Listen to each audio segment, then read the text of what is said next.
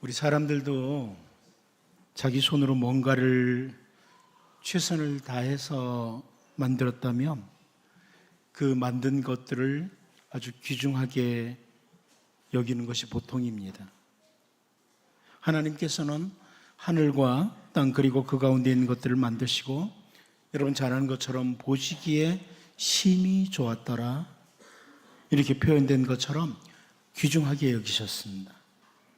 그런데 하나님의 형상으로 지음을 받은 정말 가장 아름답게 지음을 받은 사람이 범죄하고 점점 더 악으로 가득 채워갔습니다. 사람의 죄악이 세상에 가득함과 그 마음에 생각하는 것이 항상 악할 뿐임을 보신 하나님께서 창세기 6장 7절을 보면 이르시되 내가 창조한 사람을 내가 지면에서 쓸어버리되 사람으로부터 가축과 기는 것과 공중의 새까지 그리하리니 이는 내가 그것들을 지었음을 한탄함이니라 하시니라 이렇게 말씀을 하십니다. 하나님께서 심판을 준비하시고 홍수로 모든 것들을 다 쓸어버리려고 하시다가 창세기 6장 8절 말씀을 보면 그러나 노아는 여호와께 은혜를 입었더라 이렇게 말씀을 합니다. 모든 것들을 심판하시고자 하는 그 상황 가운데 하나님의 눈 안에 자비를 베풀기로 한 사람이 들어옵니다. 바로 노아입니다. 자비를 베풀기로. 그리고 하나님께서는 그 소중하게 만드신 것들을 심판하시는 일을 진행하십니다. 그 후에 인간의 역사 가운데 하나님은 선지자들을 보내시고 또 계속 보내시면서 죄로 가득하게 채우는 인간들에게 경고하시고 또 경고를 반복하셨습니다. 진노 중에라도 자비를 베푸시는 그런 하나님이시지만 도무지 돌이키지 않는 사람들, 도무지 돌이키지 않는 그 자들에 대해서 하나님은 그 경고하신 대로 심판을 진행하시고 또 진행하셨습니다. 오늘 우리들이 살고 있는 이 시대도 사람들은 마치 노아의 때와 같고 혹은 소돔과 고모라의 때와 거의 동일하게 죄로 가득 채우고 있습니다. 죄로 채우는 세상. 그래서 하나님께서는 사실 다양한 채널을 통해서 주님의 말씀으로 경고하시고 또 계속 경고를 하시고 계십니다. 여러분들이 때로는 무시하고 지나가도 하나님께서는 지금도 죄로 가득 채우는 이 세상에 대해서 경고의 경고를 계속 하시고 계십니다. 이제 오늘 오후 예배 시간에 오늘부터 나훔, 선지자 나훔을 통해서 주시는 이 경고의 메시지를 함께 살펴보려고 합니다. 이 선지자 나훔을 통해 주시는 말씀을 살펴보면서 단지 약 2600년 전에 아수르 사람들에게만 주시는 경고로 그치는 것이 아니라 오늘 나에게 주시는 메시지는 무엇인가? 약 2600년 전 아시리아 사람들, 아수르 사람들에게 주셨던 이 경고의 메시지가 오늘 나에게 주시는 메시지는 무엇인가? 이 부분들을 같이 살펴보면서 정말 주님의 은혜를 입은 주님의 백성으로 하나님의 눈에 들어오는 은혜를 입은 주님의 백성으로 살아가는 우리 모두가 될 수 있기를 바랍니다. 첫 번째는 니느웨에 대한 경고라는 겁니다. 니느웨에 대한 경고라. 우리 본문 1절을 같이 다시 한번 읽어보겠습니다. 봅니다. 시작. 니느웨에 대한 경고 곧 엘곳 사람 나훔의 묵시의 글이라.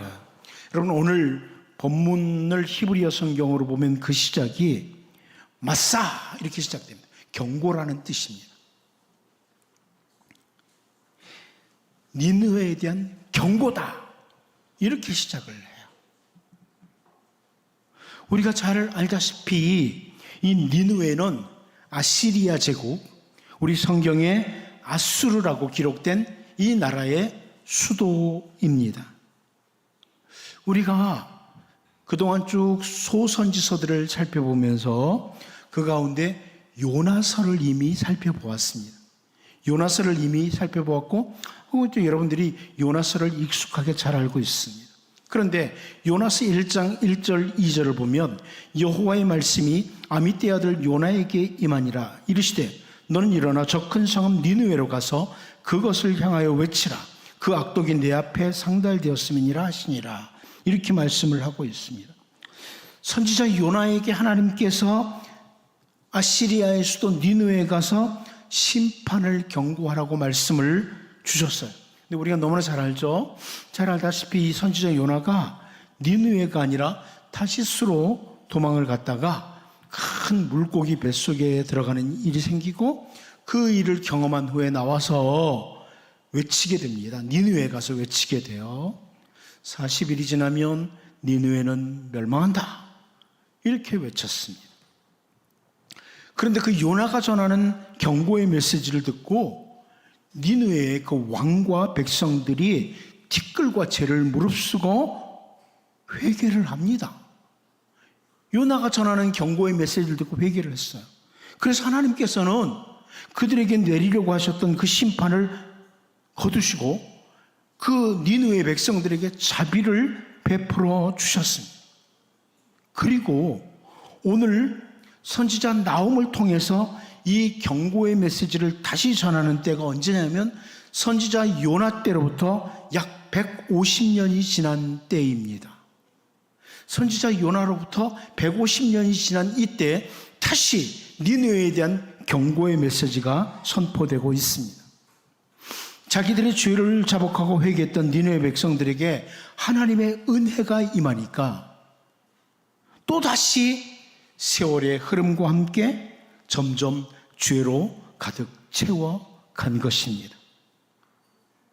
죄를 용서받고 은혜를 입었기에 모든 것이 끝이 아니라 은혜를 입은 사람이 주님의 은혜 안에서 살아가는 삶을 유지하는 것이 얼마나 중요한지를 잘 보여주는 겁니다. 은혜를 입었으면 은혜 안에서 삶을 유지해야 된다는 것입니다. 예수님께서 요한복음 13장 10절을 통해서 예수께서 이르시되 이미 목욕한 자는 발밖에 씻을 필요가 없느니라. 온몸이 깨끗하니라. 너희가 깨끗하나 다는 아니니라 하시니 이런 말씀을 하신 것을 우리가 놓쳐서는 안 됩니다. 주님의 특별하신 은혜, 십자가 은혜로 용서를 받고 우리가 하나님의 자녀, 하나님의 정결한 백성이 되었지만 이 죄로 가득한 세상, 어두움으로 가득 찬 세상에 살면서 우리는 또다시 더럽혀지고 또다시 더럽혀지고 있습니다. 그러므로 늘 정결한 주님의 백성으로서도록 언제나 자기를 돌아보아야만 합니다. 용서받은 백성이 지금 나는 정결한 상태를 유지하고 있는지를 계속해서 돌아봐야 된다는 거예요. 니느웨 백성들이 요나 선지자의 메시지를 듣고 돌이켰지만 약 150년 후에 선지자 나홈을 통해서 멸망의 경고를 받는 이 말씀을 보면서 우리를 돌아보고 날마다 정결한 백성으로 하나님 앞에 설 수 있도록 성령과 말씀으로 자기를 새롭게 하는 주님의 백성으로 설 수 있기를 바랍니다. 두 번째, 우리는 오늘 본문에서 나훔이 받은 하존을 보게 됩니다. 나훔이 받은 하존이라. 우리 본문 1절을 다시 한번 읽어보도록 합니다. 봅니다. 시작. 니느웨에 대한 경고 곧 엘고스 사람 나훔의 묵시의 글이라. 여러분, 이 묵시라는 단어는 우리가 잘 알고 있는 히브리어 하존이라는 단어입니다. 저는 하존이라는 단어를 최소한 우리가 히브리어 단어는 외우고 있는 게 좋다. 하존이 뭐냐? 솔로몬을 통해 주신 말씀 가운데 잠언 29장 18절을 보면 묵시가 없으면 백성이 방자히 행하거니와 율법을 지키는 자는 복이 있느니라. 이렇게 말씀해 주고 있습니다. 여기 나오는 묵시라는 단어도 역시 히브리어로 하존입니다. 묵시라는 단어가 성경에는 계시라고 여러 번역에서 번역을 해주기도 했습니다. 세번역 성경을 보면 세번역 성경은 계시가 없으면 백성은 방자해지나 율법을 지키는 사람은 복을 받는다, 이렇게 번역을 해주었습니다. 영어 성경 가운데 이 하존이라는 단어를 비전이라고 번역해준 번역 성경들이 여러 권 있습니다. 그런데 이 잠언 29장에 나오는 묵시가 없으면, 하존이 없으면이라는 표현과 율법을 지키는 자, 이렇게 두 단어가 대꾸를 이루고 있습니다. 정리를 하면 무슨 말이냐면 이 하존이라는 것은 하나님의 말씀을 근거로 한 비전을 가리킵니다. 하나님의 말씀을 근거로 한 비전, 다른 표현으로 하나님이 주시는 비전입니다. 하나님이 주시는 비전이라. 단순한 야망이 아니라 하나님이 주시는 비전. 우리가 잘 아는 성경구절 요엘서 2장 28절을 보면 그 후에 내가 내 영을 만민에게 부어주리니 너희 자녀들이 장래일을 말할 것이며 너희 늙은이는 꿈을 꾸며 너희 젊은이는 이상을 볼 것이며, 이렇게 말씀하고 있습니다. 성령이 임하실 때 노인들, 자케인들은, 뭐 늙은이, 노인 그러니까 왠지 경시하는 것 같은데 그런 뜻이 아니고요. 이 단어는 히브리어로 자케인이라고 하는데 존경받는 어른들을 가리킵니다. 이 자케인들은 꿈을 꾼다, 할롬을 꾼다 이럽니다. 할롬을 꾼다. 젊은이들을 히브리어로 바후르라고 합니다. 선택받은 젊은이를 가리킵니다. 젊은이들은 이상을 본다, 하존을 볼 것이라고 이렇게 말합니다. 이 할롬과 하존이라는 단어가 이 요엘서 2장 28절에 나옵니다. 인생을 살면서 하나님을 경험했던, 삶 가운데 하나님을 경험했던 자켄들, 노인들이 성령으로 말미암아 하나님을 경험한 그 사실, 하나님의 역사하심을 다음 세대에 말해주는 것을 너희 노인들은 꿈을 꿀 것이며 늙은이는 꿈을 꾼다, 이런 말 하는 거예요. 자다가 무슨 꿈을 꾸는 걸 말하는 게 아니라 인생을 사는 동안 경험한 하나님 경험을 후손들에게 말해주는 것을 할롬을 꾼다, 이렇게 표현을 합니다. 선택받은 젊은이들, 바후르들은 주님의 말씀을 따라 하존, 하나님이 주시는 비전을 가지고 살아간다. 세상에 사는 동안 내가 이런 것 해야 되겠다, 이렇게 해야 되겠다는 단순한 야망이 아니라 하나님이 주신 비전과 함께 살아가는 이런 사람들이 바로 바후르들이다, 이렇게 말씀합니다. 자기가 바라는 것 혹은 자다가 꾸는 꿈 정도가 아니라 주님이 주시는 비전이 바로 하존입니다. 오늘 본문에서 선지자 나훔이 아수르, 아시리아 제국 백성들이 살아가는 모습을 보면서 자기가 하고 싶은 말을 하는 것이 아니라 주님이 주신 비전, 그 하존을 가지고 메시지를 전하고 있는 겁니다.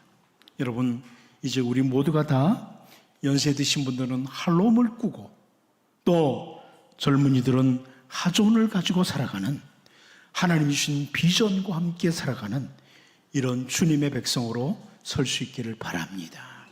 마지막 한 가지 더 봅니다. 말씀대로 이루시는 하나님을 우리는 본문에서 보게 됩니다. 말씀대로 이루시는 하나님. 우리 본문 1절 말씀을 다시 봅니다. 다시 한번 읽어봅니다. 시작. 니느웨에 대한 경고, 곧 엘곳 사람 나훔의 묵시의 글이라. 자, 여기 선지자 나훔을 통해서 기록된 글이라 이렇게 표현하는데, 이 글이라는 단어가 히브리어로 세페르라고 하는 단어입니다. 세페르라. 이 세페르라는 단어는 책, 두루마리, 편지, 이렇게 번역할 수 있는 단어입니다. 그래서 바른 성경은 이 구절을 이렇게 번역했어요. 니느웨에 대한 경고, 곧 엘곳 사람 나훔의 계시의 책이다. 한마디로 선지자 나훔을 통해 주시는 말씀을 기록한 책이다. 말씀을 기록한 서신이다. 뭐 이렇게 볼 수 있습니다. 그런데 이 선지자 나훔을 통해서 이 나훔서가 기록될 때는 학자들에 의하면 주전 663년경으로부터 시작을 됩니다. 학자들마다 조금씩 달라요. 주전 663년경에 기록되지 않았을까? 혹은 좀 늦게 보는 사람이 주전 612년 이전이라고 바라봅니다. 근데 이때는요, 아시리아 제국이, 아수르가, 이 나라가 그 번성함에 있어서 절정기였습니다. 아시리아 제국이 아주 번성기 때입니다. 절정을 이룰 때입니다. 이웃 나라들을 모두 정복하고 다 속국으로 삼았고 각 점령한 나라들로부터 조공을 받고 있는 때였습니다. 그래서 아주 막강한 상태, 최고로 번영한 상태가 이때였습니다. 이 아시리아 제국의 번영은 약 300년 동안 유지되고 있었는데요, 그 누구도 아시리아의 번영이 끝날이라고 상상조차 하지 못하던 때였습니다. 정말 이들의 표현은 아시리아여 영원하라, 뭐 이런 때였어요. 그런데 신바빌로니아 제국의 주도 아래 이집트, 아르메니아 뭐 이런 연합군들이 결성이 돼서 싸움이 시작됐지만 그래도 아시리아 제국은 상당히 막강했습니다. 그런데요, 티그리스 강에 유례없는 대홍수가 일어납니다. 티그리스 강에 유례없는 대홍수가 일어나서 니느웨의 성벽들이 다 소실되기 시작합니다. 다 무너지기 시작해요. 그래서 결국 이 연합군들에 의해서 아시리아 제국은 주전 612년에 멸망을 당하고 맙니다. 하나님께서 말씀하신 대로 도무지 끝날 것 같지 않았던 아시리아 대제국이, 그 번영이 순식간에 사라져 버립니다. 순식간에 아시리아가 무너져요. 여러분, 하나님의 말씀은 시대나 상황과 관계없이 반드시 성취된다는 것을 여기서도 볼 수 있습니다. 이제 하나님의 말씀대로 모든 것이 다 성취된다는 이 사실을 기억할 때 우리는 하나님의 참 귀중한 말씀들을 많이 가지고 있는 자들, 하나님의 약속들, 하나님이 앞으로 일어날 일들에 대해서 말씀하신 것들을 많이 가지고 있는 주의 백성들인데요, 하나님의 말씀을 굳게 잡고 말씀을 붙잡고 승리하는 이런 주님의 백성으로 살 수 있기를 바랍니다.